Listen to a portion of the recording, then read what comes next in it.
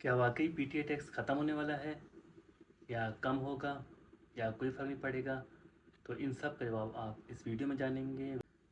वैसे positive vibes आ रही हैं कि पीटीए टैक्स कम होने वाला है, वो किस वजह से ये आप इस वीडियो में जानेंगे।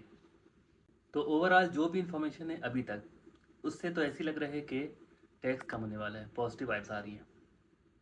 वैसे ये सारी बात शुरू कैसे हुई? असल में असेंबली में और सेनेट में ये बात उठाई गई कि पीटीए टैक्स कम होना चाहिए मोबाइल्स पर। वो क्यों? क्योंकि ये लग्जरी आइटम नहीं है, ये एक नेसेसिटी बन गया है। क्योंकि देख सकते हैं, आप खुद जानते भी हैं कि मोबाइल्स आजकल यूज़ होते हैं समाजी राब्ते के लिए।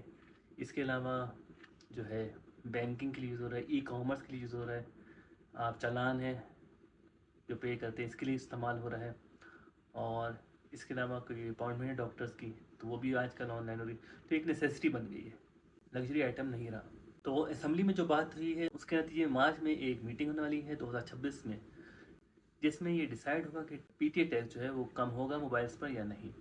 इसके अलावा एक गुड न्यूज़ ये भी है कि 5G जो है ऑप्शन होने वाला है फरवरी 2026 में, तो ये भी एक गुड न्यूज़ है।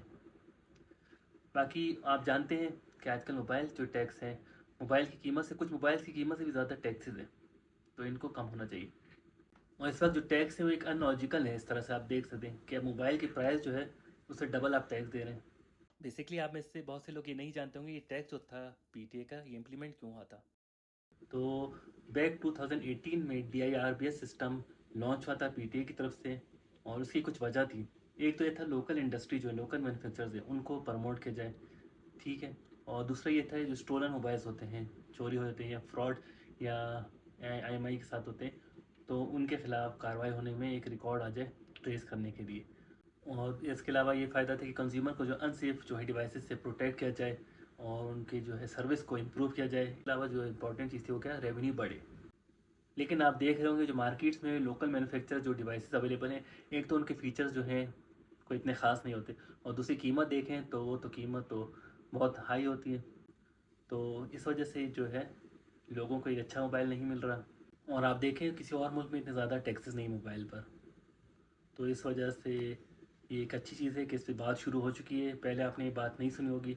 अब कुछ लोग ये समझते हैं टैक्स कम होगा तो रेवेन्यू कम होगा, लेकिन ऐसी बात नहीं है। फॉर एग्जांपल आप देखें कि अगर 100 लोग हैं, वो 1 लाख टैक्स जिसमें मोबाइल वो खरीदते हैं, अब उनमें से सिर्फ 2 या 3 लोग पे करें टैक्स, तो ये कितना हो गया टैक्स, तकरीबन 3 लाख, सही है।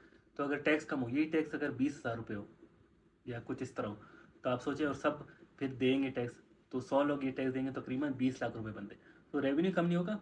तो इनको चाहिए कि कैलकुलेट करें दोबारा, कोई फार्मूला बनाएं। क्योंकि अभी ज़्यादातर लोग क्या करते हैं, टैक्स ज़्यादा होता है उसकी वजह से पैच करवा लेते हैं सीपीआईडी लोकल मार्केट में, ये चीज़ें एक्टिव हो जाती हैं। तो पीटीए टैक्स कम होने से दोनों फ़ायदा होगा, कंज्यूमर को फ़ायदा होगा और गवर्नमेंट को भी, कि जो टैक्स रेवेन्यू बढ़ेगा, ज़्यादा से ज़्यादा लोग जो हैं अपनी डिवाइस को पीटीए अप्रूव कराएंगे। तो अभी तक जो भी इंफॉर्मेशन उसे यही लग रहा है कि टैक्स कम होने के चांसेस हैं, लेकिन ये कब कम होंगे, तो ये जो है एकदम नहीं होंगे कि उन्होंने पीटी टैक्स कम अनाउंसमेंट की और हो गया। ये जो है बजट आएगा 2026 का, जून या जुलाई में जो आता है, तभी ये इम्प्लीमेंट होगा। तो अभी किसी ने डिवाइस ली हुई है और वो रजिस्टर नहीं करा रहा पीटीए, तो अप्रूव वो या तो वेट कर ले जून तक, और नहीं तो करवा ले अपनी पीटीए अप्रूव। तो आपकी क्या राय है इसके बारे में, आप कमेंट सेक्शन में बता सकते हैं। तो मिलते हैं अगली वीडियो में। Thank you.